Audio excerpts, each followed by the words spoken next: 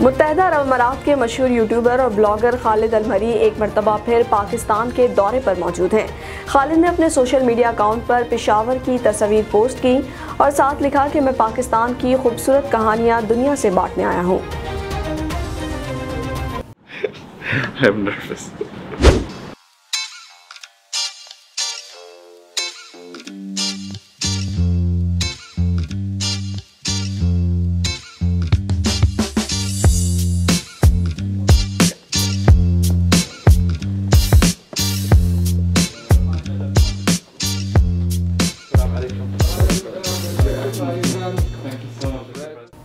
ये पोस्ट दुनिया भर में वायरल हो गई और बिलखुसूस पाकिस्तानियों ने अपने रिवायती अंदाज में खालिद को खुशामदीद कहा।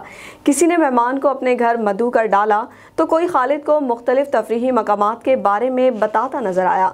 आपको बताएं कि खालिद अल मरी एक इमारती यूट्यूबर और ब्लॉगर हैं जो अपनी अहलिया सलामा मोहम्मद और अपने बच्चों खलीफा और अब्दुल्ला के साथ रोज़मर्रा ज़िंदगी की वीडियोस बनाते हैं।